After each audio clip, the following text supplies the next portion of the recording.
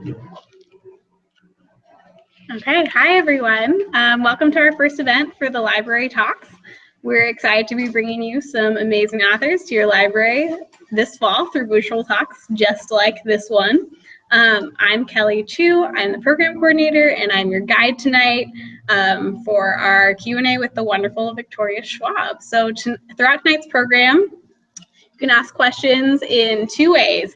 Librarians out there, you guys can take questions from your audience and you can send them to us via the Q&A feature that you have on the side of your screen. And if you're sitting out there with a smartphone, you can tweet us your question at reply to us at the Library Talks with the hashtag LibTalks, and we'll be monitoring questions there as well. So now, without further ado, let me introduce you to our guests tonight. Victoria Schwab is the critically acclaimed author of Vicious, as well as a number of novels for young adults and children, including The Near Witch, The Archived, and Everyday Angel. Her newest adult book is A Darker Shade of Magic, and we're eagerly awaiting the sequel, which comes out in February. It's called A Gathering of Shadows. Victoria is the product of a British mother, a Beverly Hills father, had a Southern upbringing, and just got back from living in Scotland. So, Victoria, could you introduce yourself? And could you tell us some Scottish slang? Oh man, some Scottish slang. Uh-oh. Am I not there anymore? It looks like we lost your video. Okay, hold on one second.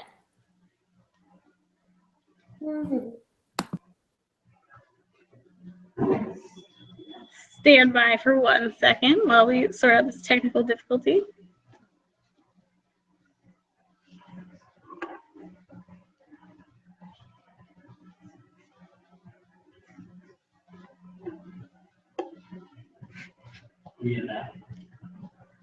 She's working on it.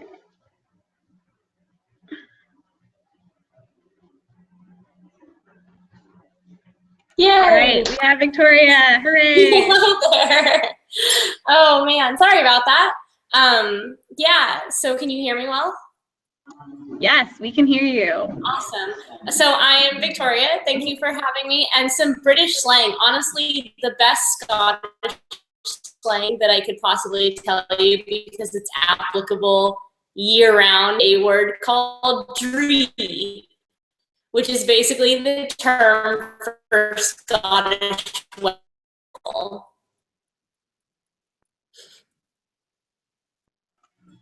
Could you use it in a sentence? Oh my, it's just so dree outside today.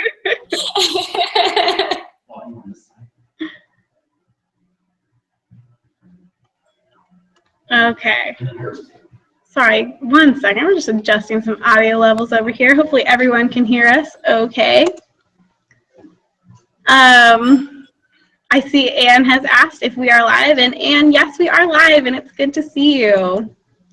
So, Victoria, I've got some questions for you that I'm hoping you can answer for us today. So, my first question is, you are a hugely prolific writer. You write for adults, you write YA, you write middle grade, you have a spirit animals book coming out for Scholastic this year.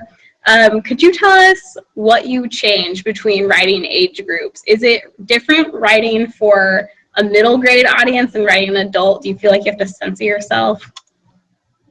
Yeah, not at all, to be honest. There's definitely a difference in voice, but as far as content, a lot of people assume that when I write older, for adults, I'm writing darker, where my books for teens are probably much darker, actually, than my books for adults. I think it comes down to the kind of humor, actually.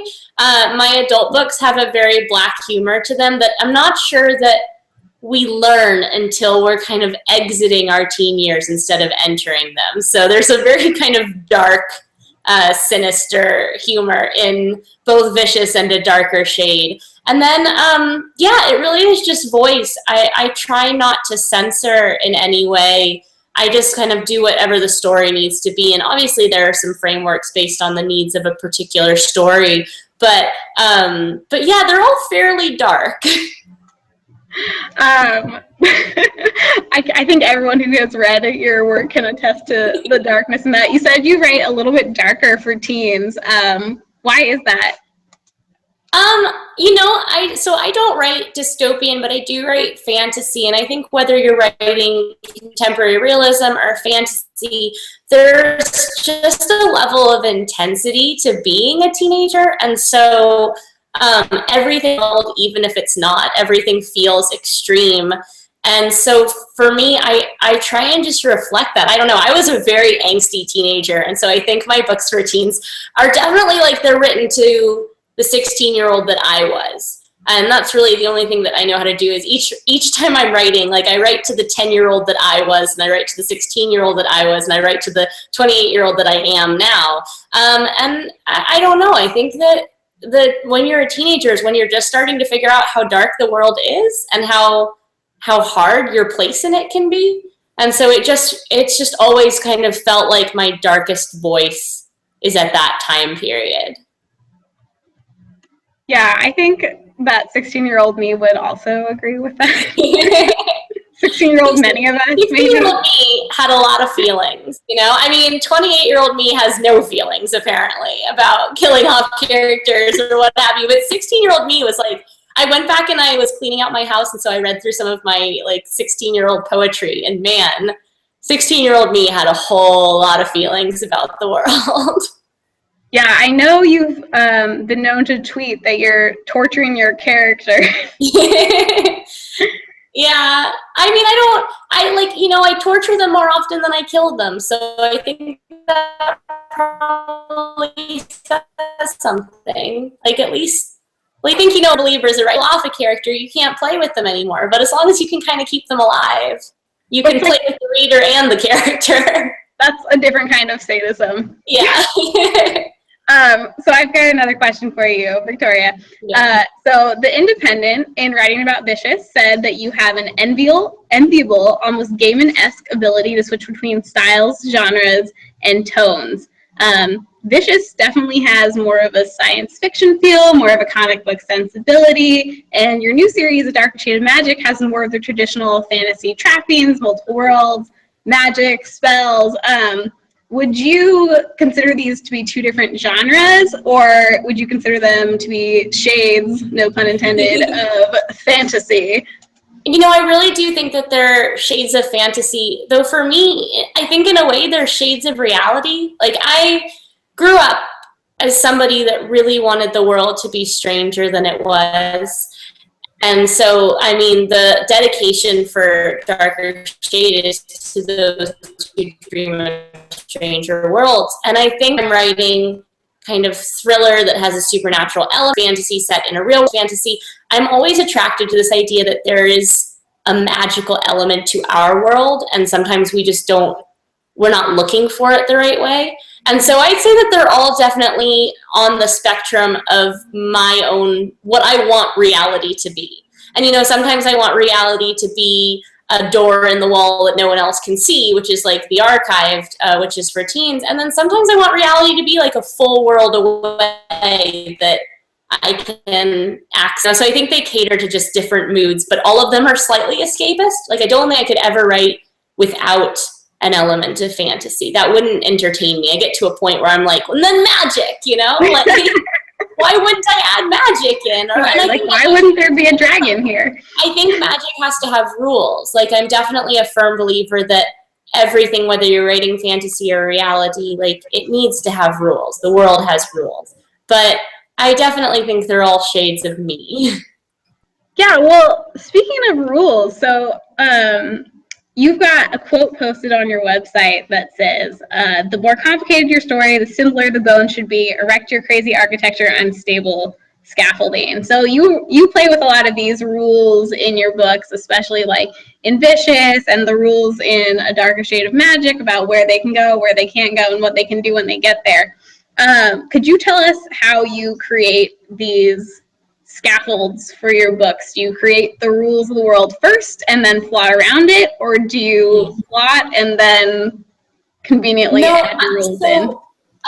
Worlds are very important to me. I would say that setting comes first in almost all of my books. And so because of that, I work in what a lot of writers would consider a reverse structure, which is that I create the world, and then I create its rules, and then I create the people that live there. So I think that you have to have a good understanding of your world before you figure out who populates it. And a lot of that's because I play with insider-outsider culture, and in order to figure out who doesn't fit into a world, you have to figure out who does. Like, you have to find the new norm. And so even though there's magic and a darker shade of magic, in each version of London, they have their own norm.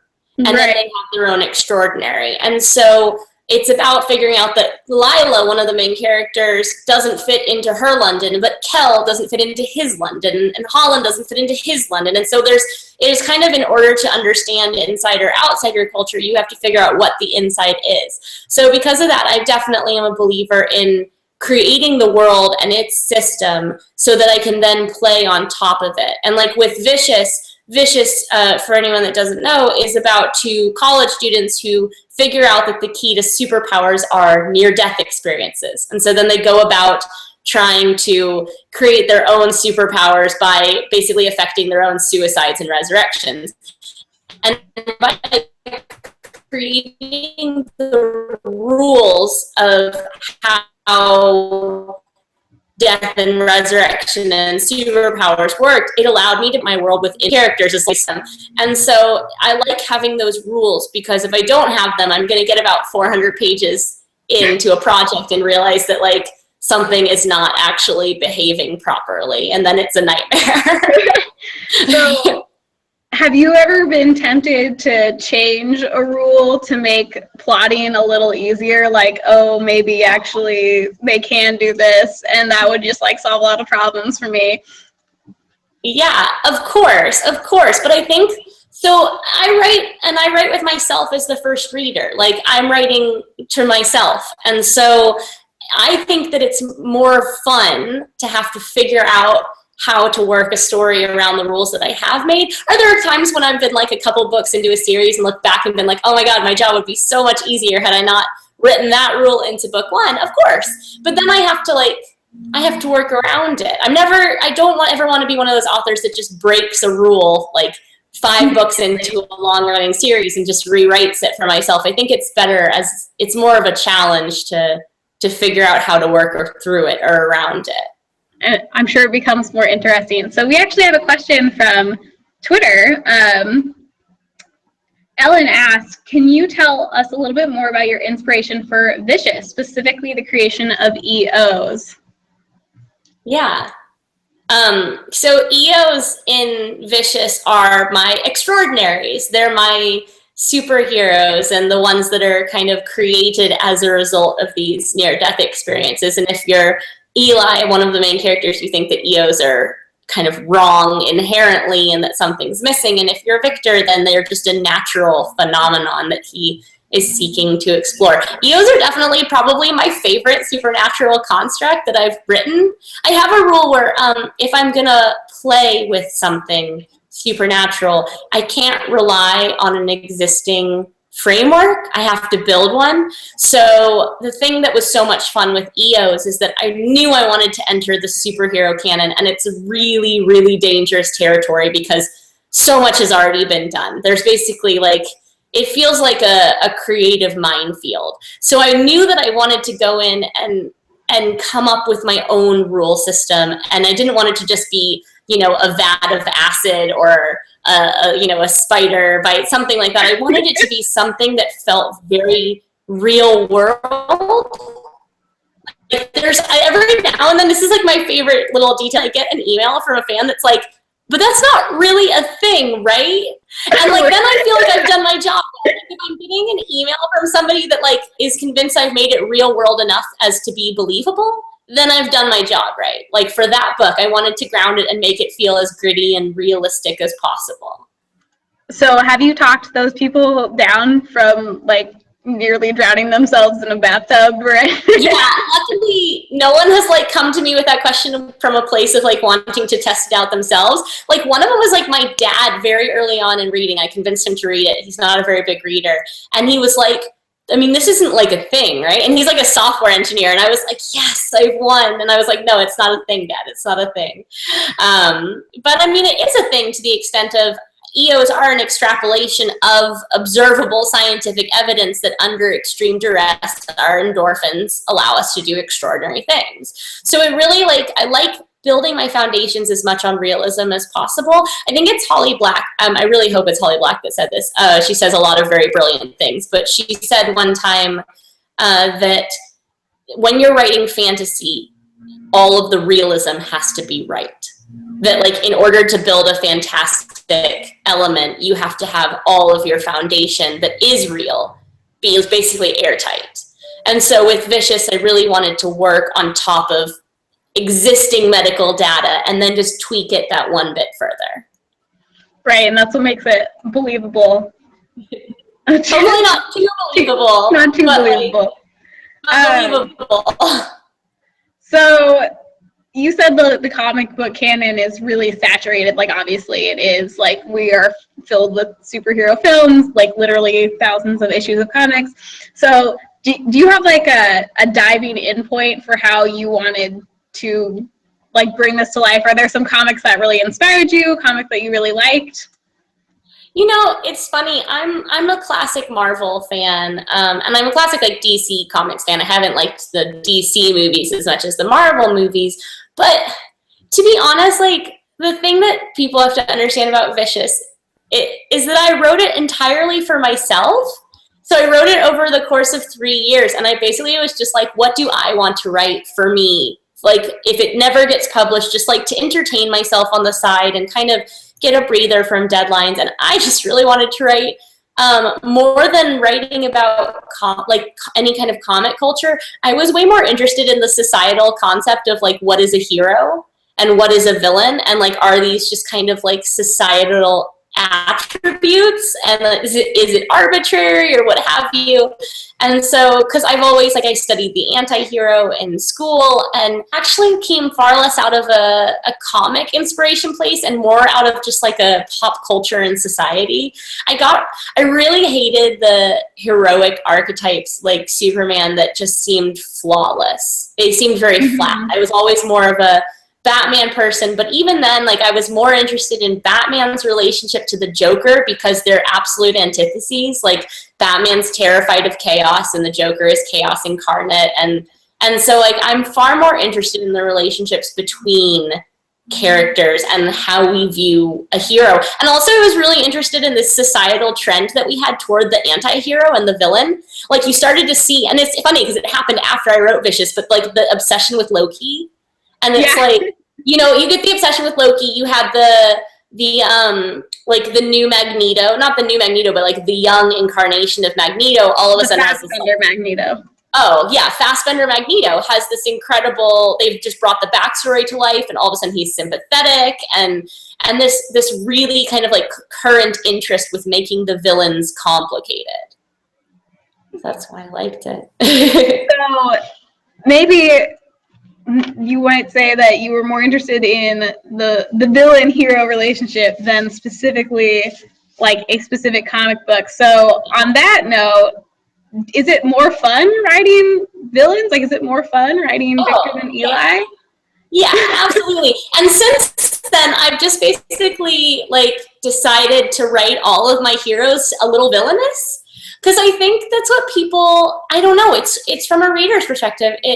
It's what they connected with. And as a writer, it's what I connected with. And I think for a while I tried to suppress it and be no, we have to have good people too. And then I was but do we?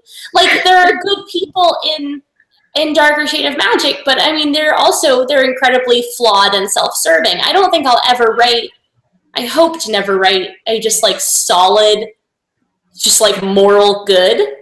I'm really, really about the ambiguous or the neutral good. I stayed on the neutral end of the spectrum is as good as I get.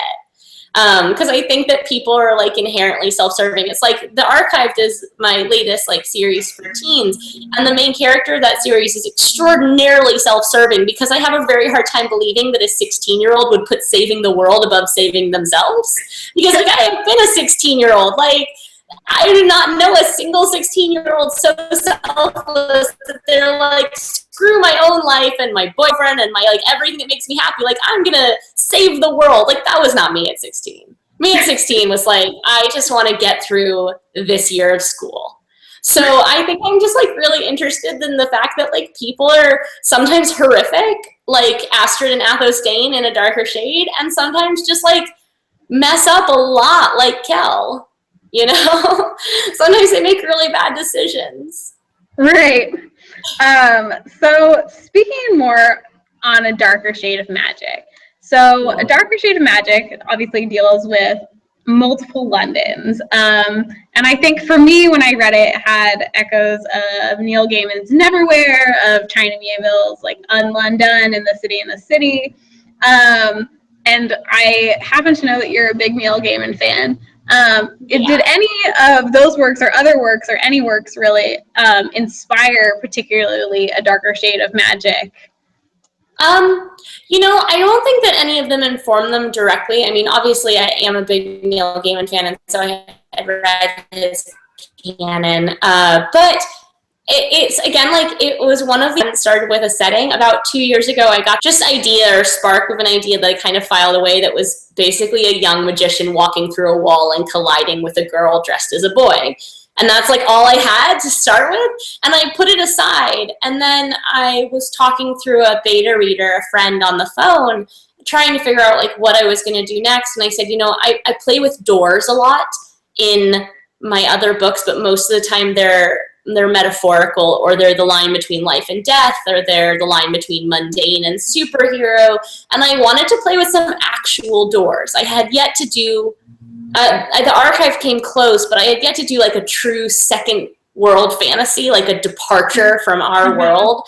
And so I thought, this would be fun if, like, what if we just had, I had this one passage I had kind of jotted down, which was this idea that the worlds were stacked like pages in a book. So you had to move through them in order, and that one was closer to the front and one was closer to the back. And so in the Londons in A Darker Shade of Magic, one is much closer to the heart of magic than to the edge. And just this simile of the worlds being like pages in a book kind of stuck with me. And so then I just kind of sat down, and again, I start with the world. So I started fleshing out, like, what if we had these worlds where magic had taken root in different ways, starting from strongest to weakest being our world, naturally. And just like, what would it look like? And what if in each world the relationship to magic was different? So in one of the worlds, it's basically not even there. And in one of the worlds, it's flourishing. In one of the worlds, it's toxic. And then in one of the worlds, we don't know what's happened and it's gone. And so I mostly just like playing with how it works. I don't know. I guess like that's probably a theme that's emerging. Like, I'm very much a play author. Like, I sit down and I want to have fun with what I'm doing. And if I'm not having fun, then no one else is going to have fun, and I don't do it. Yeah, well, I think that comes through. And actually, you mentioned the pages in the book, and that is personally one of the images that stuck with me from A Darker Shade of Magic, is the world like pages in a book, and you have to like go through them in order. And just a follow-up question about like doors and London. We mentioned a few other books that also take place in London. Why do you think that London is such like a rich ground for fantasy? I mean, you've got like 4 Londons. Are there more Londons? Are we going to see like Blue London? No, I swear there's just those 4. But it's really funny because like 9 times out of 10, people are like, yay, London. And 1 time out of 10, I'll get a Londoner that's like, my city is not a freaking playground. Like, it's just a city. Stop making my city into something fanciful. And the thing I have to say is like, there's gray London, red London, white London, black London. Only gray London is actually based on our London, and the others are historical departures, and one of them has a much more Turkish influence, and one of them has a much more Scandinavian influence. So they're London in name, but only gray London is obviously London inspiration. But so my mom is English, and she's basically from Canterbury. But I went to England for the first time when I was, I guess, 9 or so, and I remember being struck by how old it was. And not just, obviously, there's a lot of new in London as well, but there's this kind of layering effect that doesn't exist in the States. And you kind of see the old meshed in with the new, and there are obviously broad thoroughfares, but there are also these little nooks and crannies and alleys, and I think it just lends itself to this kind of whimsical geography where, and I just came back from Scotland, and you can say the same thing about Edinburgh in a way, though Edinburgh feels like a fairy tale and London feels like a fantasy. Like there's a scale to it where you feel like you could spend your whole life in London and not undo the maze that is that city. And so I just think it had a huge amount of atmospheric potential for me. And obviously I'm not the only one. There's a huge number of books set in London. So yeah, the magical London. So when you were writing Grey London, did you feel like you needed to be like slightly accurate, or did you just like roll with it? No, I went there, and there's a path that Kel walks in the opening chapters of Darker Shade, and I definitely walked the path and made sure that I had an idea of what was happening. I mean, it's set in 1819, and so I consulted maps from that time, and I did my best, but I did try to be very accurate.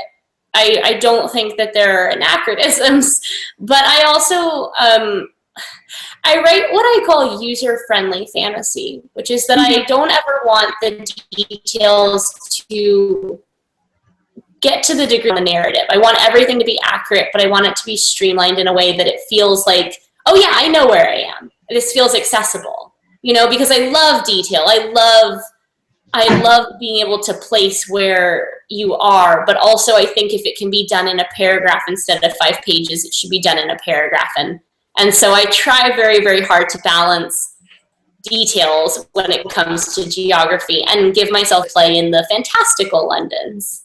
Yeah. So we have a question from Sunnyvale Library. It is, how old were you when your first book was published, and what was that process like? So I didn't actually start writing fiction until I was in college. I had written poetry all through high school. That's what I said, like really bad poetry. And I really believe that really bad poetry is like a really necessary footstep to getting towards like slightly less bad poetry. But then I was in college, and I was a sophomore or a junior, and I just kind of like had never written anything longer than 5 pages. And it seemed a very insurmountable distance to write a 300-page book. And so I was like, I'm going to do this. I just like sat down one night and I was like, I can do this. And the result was terrible, as I think is not a surprise when one sits down to write their first book and doesn't have a whole lot of research under their belt. But I wrote a second book when I was a senior, so when I was 21, and I had learned a lot in between. I had a pretty strong learning curve. And coming from poetry, I had figured out early on that if I could find a way to weave my poetic cadence into my fiction, that it gave it a kind of unique rhythm. And so it was something that worked in my favor. And so the second book that I wrote while I was still in college was called The Near Witch, which was this like really strange fairy tale. Here it is. And so it's about the English moors. It's about basically a stranger that arrives one night in this tiny town called Near, and the next night all of the children begin to disappear one by one. And so it's super light, cheerful novel, as you can probably tell. So I was lucky enough that sold about 2 months after I graduated college, and it came out in 2011. And so I've been publishing 1 to 2 to I have 3 books coming, but I've recently since 2011, and honestly, it's my dream job, and I love it so much, and I work really, really hard to be able to do it, but I wouldn't want to do anything else.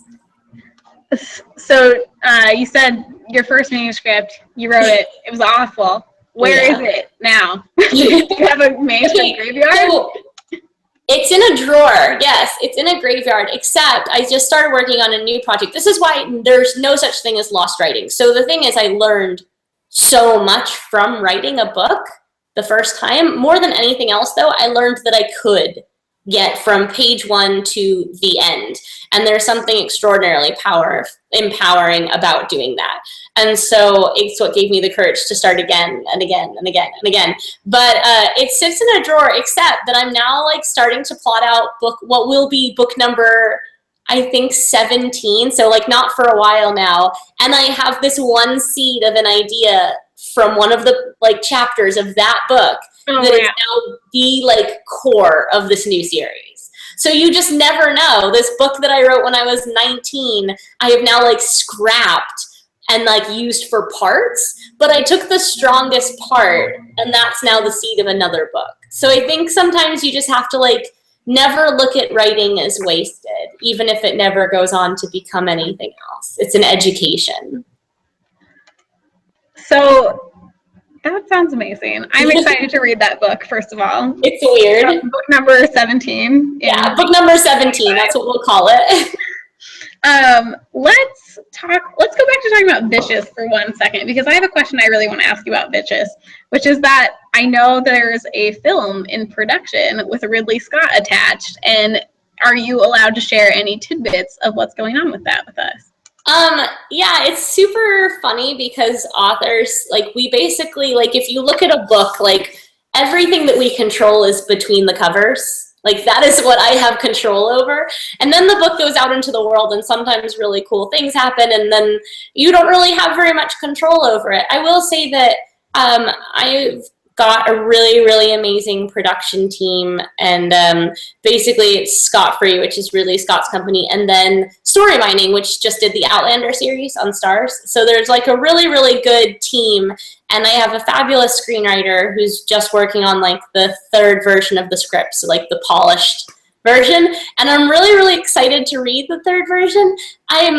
I feel really blessed, but also super apprehensive. Like, the thing about film is it's really fickle, and I'll believe that it's a movie when I sit in the theater with a bucket of popcorn and like watch it. And until that day, I'll be like, yeah, there's no movie happening. So I mean, it's great. I'm flying out to LA in 2 weeks to go meet with everybody, and I think it's going to be awesome if it happens. And if it doesn't happen, to be frank, it's just incredibly flattering as a writer when anybody falls in love with your book. And so when that person happens to be a producer, filmmaker, screenwriter, it's fortuitous. But for me, I kind of geek out and I'm like, oh, I'm so glad that you liked it. Like, that's all that just means I've done my job well. If like I've gained another reader, and if that reader happens to work at Scott Free or at Story Mining, then that's awesome. Okay, I would love to ask you some library-related questions since we are in a library. Your YA novel, The Archived, is about a magical library where librarians are in charge of shelving these like dead lives away on shelves. So if you were a librarian in a supernatural library that held something other than books or dead lives, because you've already written that, so it's out of bounds, what would it hold? What would it collect? It seems a really cruel question to ask because I already came up with the whole answer to it and wrote it in a book, and now I have to come up with another answer. But if I can't shelve lives, probably cake, which I know that basically just makes me a bakery instead of a library, but I don't know if I see anything wrong with that. If I would just like shelve, it would probably, I don't even mean like the recipes for cake, like I want like actual cakes, because I really like cake. So I'm going to go with like, I would be a cake archivist, preferably if I got to like taste each of the cakes to make sure that they belonged in the archive. Well, I think you would have to catalog them properly. Obviously. So we have a new question from Anne. Anne said, what I liked about Vicious was the way I kept changing my loyalties. New authors turned me around so much. Great work. Aw. Thank you. It's really fun, too, because I like watching people read Vicious, and Victor Vale is essentially like my super villain alter ego. Like, he's basically just me if I was a dude and I had the ability to, like, cause pain. but it's just really entertaining because usually, like, in the opening chapters, everyone's like, oh, man, they're both horrible. Victor's the worst. And then about halfway through the book, they're like, man, Victor's a really bad person, but I like kind of get where he's coming from. And then by the end of the book, people were like, Victor's the best ever. And I just like love it because Victor and Eli are both horrible, horrible people. So when I set out to write it, I just was like, if we made these two characters rivals and we made the term of hero and villain completely arbitrary, could I get the reader to root for a bad person? Because I think I'm really into the psychology of it, and I honestly think at the end of the day, we care not about what people do, but why they do it. And so Victor and Eli both do terrible, terrible, terrible things in that book, but they have very, very different reasons for doing it. And so it's really fun to watch people struggle with the implications of rooting for somebody like Victor. So I love it. Nothing brings me more joy than making people have conflicted morals. We've got another question from Twitter. Julian asks, do you have any characters from your book that need more of their story told? Fingers crossed for Sydney. So. Oh, yeah. Okay. Definitely. It's so hard to answer this without being spoilery. I will say that Wesley from the Archived, I love giving him more screen time anytime that I can, and I wrote this little tiny short story that was from Wesley's point of view because he deserved it. But really, Victor and Sydney and Mitch, I just live in an headcanon something myself, which is weird because I am the author. I'm probably not supposed to do that. But I have this little alternate headcanon where Victor and Mitch are basically just the odd couple and they're raising Sydney. And life is happy and everyone's okay and nobody dies. And so some days when I'm having a bad day, I just choose to retreat into the headcanon in which Victor and Sydney are raising this, or Victor and Mitch are raising this teenage girl, and it's super awkward. But yeah, I think Sydney definitely, Sydney and Dole deserve more time. I thought that, oh God, I just almost said something I can't say because it's Darker Shade of Magic. There is a character in a Darker Shade of Magic who deserved more time. Are you saying to us that you write head fan fiction of your characters?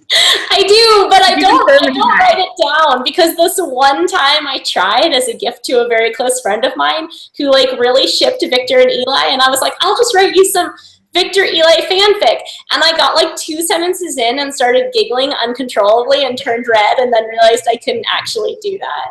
So my fanfics live in my brain. There is a slash pairing from A Darker Shade of Magic that kills my editor because it is my happiest headcanon, and so I'm never allowed to fic it in any way, shape, or form because it drives her crazy. I think we're gonna have everyone scouring Archive of Our Own for your pseudonym now. I didn't do it, but I will say that I do know that there are 3 Victor Eli slash fics on Archive of Our Own, and one of them is so good that I am I'm so impressed. I honestly think it was an MFA student or something because it was very, very good. So to redirect the question a little bit from spoilers, and fanfic, not that we want to, you just finished a master's dissertation on depictions of monstrosity in medieval art and maps, which sounds totally, totally fascinating. Could you tell us just a little bit about that? And could you tell us if we can expect some medieval monsters to pop up now in your books? So I went to the University of Edinburgh for a year, and I studied medieval art, and I specialized in monsters for my dissertation. And so I basically studied, again, kind of as I was talking about earlier, that I'm really interested in insider-outsider culture, and in medieval art, monsters exist on the visual periphery. And so I studied the psychology behind the peripheral attribution of monsters. Specifically, in the 1970s, there was a robotics theory called the uncanny valley, which was this concept that's now very popular in the gaming world. It basically is the idea that as something begins to look more and more like us, it goes from attraction to repulsion. So kind of we like things until the moment they start to resemble us a little too closely, and then we're get away, get away, get away. And so I studied the visual uncanny valley in medieval art. I studied the point at which medieval people and medieval artists perceived this difference between a fantastical other that did not look like them and a monstrous other that did. So that's like a super pared down version of what I studied. I don't know if monsters, I'm always looking for different kinds of monsters to work their way into my books, but I tend to aim more toward the metaphorical than. So I have a book coming out next year that's for teens called This Savage Song, which is it was inspired by a line from Vicious, which is plenty of humans were monstrous and plenty of monsters knew how to play at being human.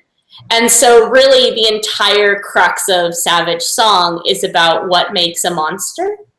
And so, and there's two narrators, and one of them is a human teenage girl, one of them is a monster teenage boy who wants to be human and she wants to be monstrous. And so I'm really, really interested in monstrosity, but I tend to like it more in a metaphorical place.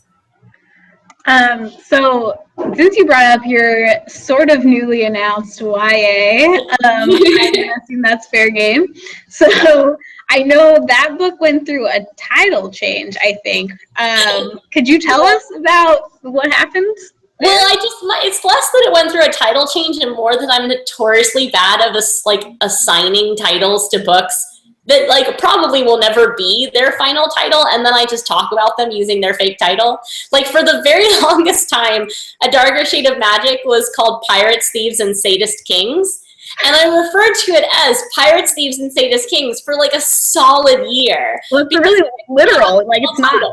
I love that title. And like Tor pretty solidly was like, we're not gonna put Sadist Kings in the title of the book. And I was like, oh, fine, whatever. But I had referred to it at that point for like almost a year as Pirates, Thieves, and Sadist Kings. And so the original title for this Savage Song was simply Monster, because it's a book about monsters. And I was like, that makes logical sense. To this day, that's the only like time. The Near Witch was just called The Near Witch because it was about a witch from Near. But other than that, like my books tend to have a much more cumbersome titling process. So Savage Song was like the 32nd title for that book. Darker Shade of Magic is like the 76th title for that book. Gathering of Shadows, which is the sequel to A Darker Shade of Magic coming out in February, is probably like the solidly like somewhere in the 40s title for that book. We think we're just gonna like open it up from here on out and let the internet like decide what my book title should be, because I clearly can't do it. So speaking of your book titles, you have like a lot of books with really great titles. You held up A Dark Shade of Magic earlier. I've got Vicious here. You also have really great book covers on a lot of your books. Could you talk a little bit about the process for like putting the cover together? Like what you like to see, if you even care? Oh, I care a lot is the problem. The thing, again, remember when I was like, the things authors control are like this part. Authors do not control this part. I've gotten very, very lucky, though, that I've had some absolutely incredible cover designers and art direction departments. It's extraordinarily touchy for me because my undergraduate degree was in book design.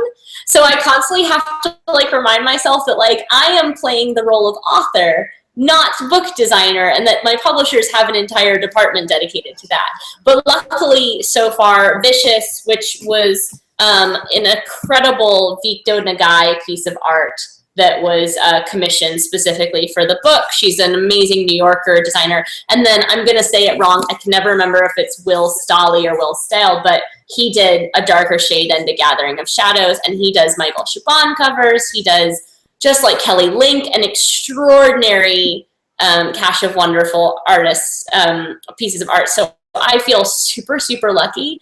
I really like graphic covers over photographic covers. And so getting something like this, which I then like promptly blew up into a poster, was just delightful. I basically just breathe a huge sigh of relief. And I've seen the cover for this Savage Song, and I like promptly burst into tears because it might be, it's like not my favorite cover so far. I think it's tied with A Gathering of Shadows for my favorite cover, but I have gotten incredibly lucky. And I don't know if it's because my publishers know it's like the one thing I just will sell a piece of my soul for a good cover, but I've been really fortunate.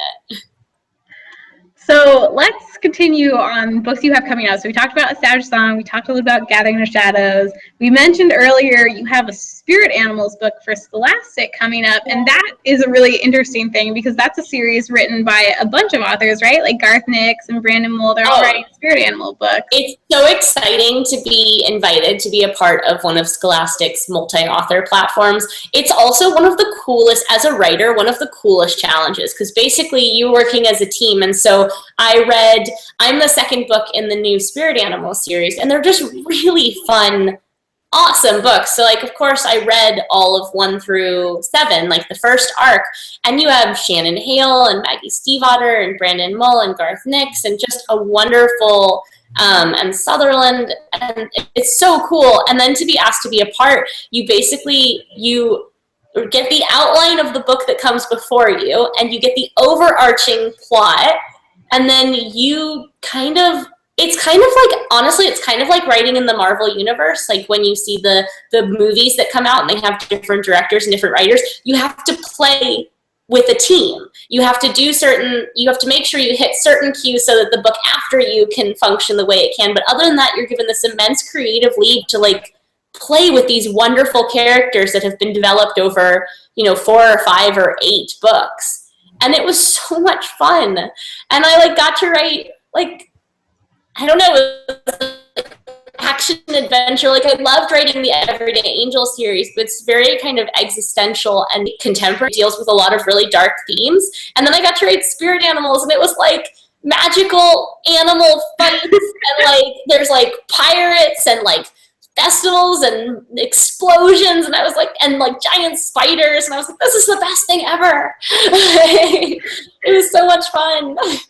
So you said you got the outline of the book ahead of you. Did you talk to the author ahead of you at all, or do you just get the outlines and you just run? So there's a really wonderful managing editor named Zachary Clark at Scholastic, and it's his job to make sure that the baton gets passed properly in the relay race. So I work with Zach, everybody works with Zach. And then I got the outline of the book ahead of me and I worked with him. And then I got to read the final book ahead of me and kind of make tweaks. And then the person who came after me, I changed some things. So then he had to change some things. And so you're it's playing a very complicated game of Twister, in which you must be mindful of the other bodies on the board. But it's, like I say, I'm always looking for a challenge as a writer. I never ever want to get bored. I can't do that. And so it was such an exciting challenge to have. So I'm gonna look forward to that as well, the Spirit Animal books. Of course, my Spirit Animals book is super dark and once again existential and deals with inner demons because it's me. Of course it is. So back to The Gathering of Shadows. It's coming out in February. No spoilers, but could you tell us a non-spoilery scene or character that we could look forward to? Could you give us some hints? Yeah, maybe? okay, I can do that. So there is a pirate captain named Alucard Emery who is also quite a remarkable magician. And he is probably my favorite character in the whole series. And so no one has met him yet, which is very difficult for me because everyone's, tweeting and fan editing and reviewing Darker Shade. And I'm but you haven't met Alucard. How can you guys talk about anything but Alucard? And then I realize it's 6 months. And so, of course, no one has read Alucard yet. But Alucard was a delightful character. So, as many characters do for writers, he serves some really important purposes for me in the book. He gets to help me elucidate some things about other various characters. And he just is fun, and he's hot, and he drives a pirate ship, and and I will say this is not spoilery, but one of the kind of central plot cruxes of A Gathering of Shadows is this magical tournament. And so he is one of the competitors in this magical tournament. And so it's really exciting to get to explore a lot of new characters. I joke that I introduced a whole lot of new characters into this book, which is funny because I think my first book had characters in it. I like just am learning to like write more people into a book. And so I cannot guarantee the safety of many of them, but like they have been really, really fun to write. Can I ask you a follow-up question about Alucard, which is that does he share a namesake with a certain character from Hellsing? Okay, he does, but that's just because I really loved Hellsing. And so, I know, Miriam's going to kill me. My editor is going to be like, stop talking. But yeah, so I was really quite fond of the name, and I try very hard to, I have a lot of fun playing with names in Red London, and so, yeah, Alucard is because I was like, one day I'm going to get to use this name I love so much from Hellsing, and so yeah, he is. I think it's spelled differently, though. I don't know. Alucard and A Gathering of Shadows is spelled with a U. And I think it's Alucard. I think it's with a U. Oh, is it? Okay, then it's Dracula backwards. I totally borrowed it. I love that. That makes me so happy. My God, it's Dracula backwards? What? I did not know this. I failed blowing minds tonight here. So hard.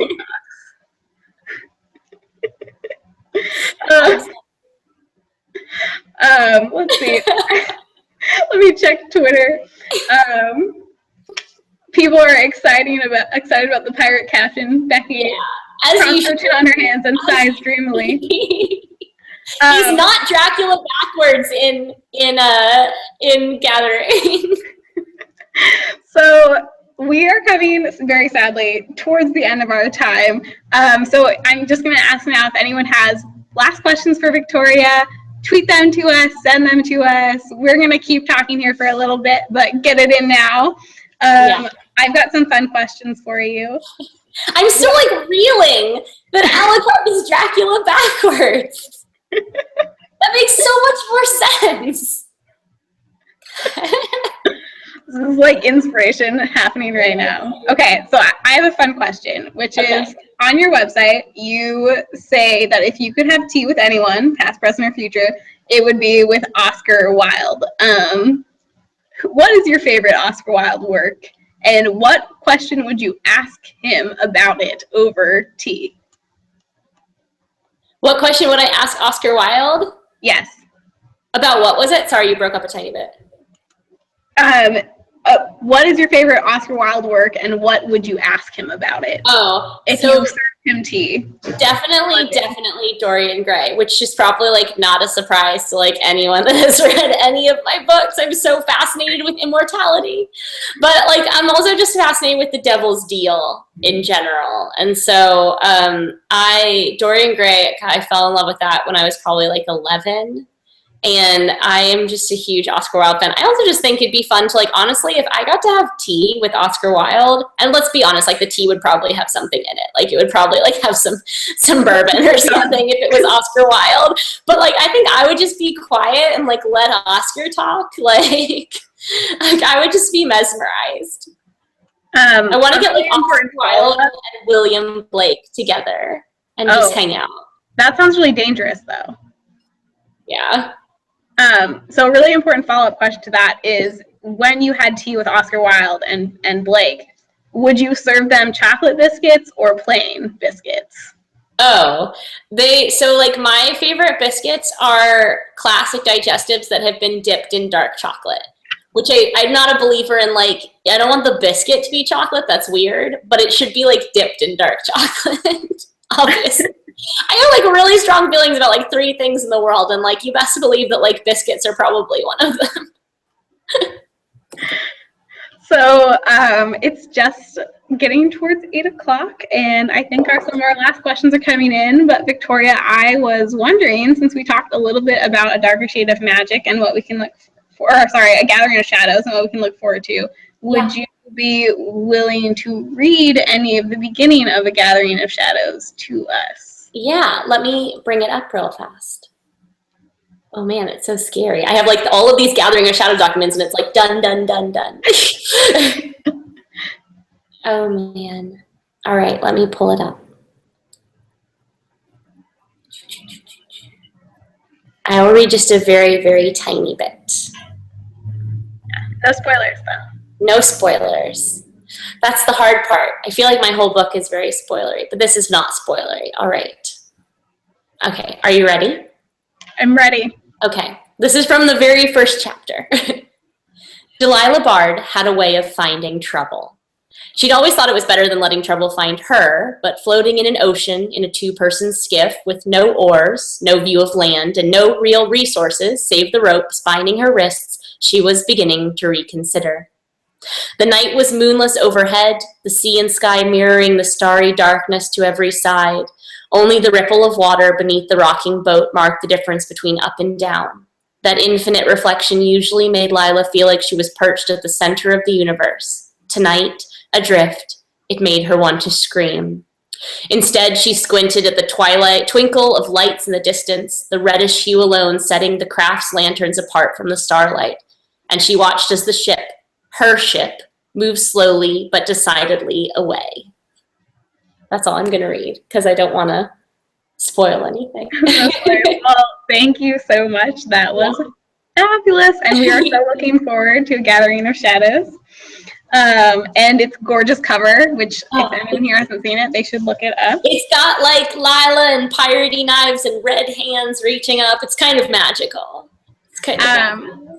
So for my last question of the evening, since we are in a library, we are in several libraries, and everyone here is always looking for the next book to read, and we've gone through a lot of books tonight, but I want to hear what your recommendation would be. Have you read anything really good lately that you have loved and would recommend?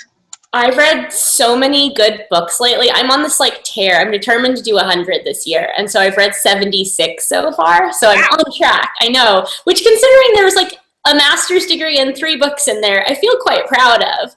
But honestly, one of the best books I've read recently, there are 2. One of them came out like 4 years ago, so it'll be on your library shelves. And one of them doesn't come out until November, but it's so extraordinary that I just want everyone to keep their eyes peeled. So the first one is called The Song of Achilles by Madeline Miller. And I am so far behind the times, apparently, because I think this came out 3 or 4 years. It is probably now one of my favorite books of all time. I have pushed it on so many people. It's the story of Achilles told from the point of view of Patroclus, which is one of his closest friends. And I can't really say more than that without spoiling it, except to say it is absolutely stunning. And everybody should read it, and then they should come on Twitter and they should be like, thank you so much, Victoria, for making me read that book, because it totally changed my life, and now I'm a sobbing puddle on the floor, but it was totally worth it. That's what I want to see from everybody in like 2 weeks' time. But the other book doesn't come out until November, and it's called Wolf by Wolf by Ryan Groudon. And it is about a girl in an alternate version of World War II who sets out to kill Hitler. And it is spectacular. So again, like, I don't want to say too much, except I blurbed it, and she did not need me to blurb it because she has like a 12 blurbs at this point because it is that magical. And I honestly think that it's just pretty near flawless. So yeah, those 2 books. But honestly, Song of Achilles, I think, is on a lot of library shelves and everybody should read. I think I'm going to go check it out. Oh, it's so good. Also, if anybody out there, like, I know this is like less professional to say, but if anyone out there like tends to gear towards like the /fic pairings, please go read Song of Achilles, because it is one of the most amazing, like, and then also then go to Tumblr and look up Achilles and Patroclus, because like, it's magical. I mean, that's the classic. That's Homer. Oh yeah, that's some Homer /fic right there. Like, I'm going old school on my /fic, okay? But it's perfect. So, we've got Sunnyvale Library says, thank you, B.E. Schwab. Sunnyvale Library loves you. Oh, thank you. So I think that is all we have for tonight. Victoria, thank you so much for being here with us today. This has been absolutely amazing. This has been a blast. Thank you so much for including me. For everyone else out there, our series will continue next month. We have the legendary Tamora Pierce here on October 13th at 6:30. Victoria, I know you have a favorite Tamora Pierce book. Tell us what it is. Oh, definitely Alana. Like first. It has to First be, right? Alana. Not shocking. It's got to be. So you should tune in for that one too. I'm gonna like ping you for a link. I'll be like, I know I'm not in California, but I like would really like to see that one. So we're excited about that. We have Andy Weir and Ann Leckie coming up as well this fall. Thank you everyone so much for coming tonight to the Library Talks, and we hope to see you next month. Good night, everyone. Night.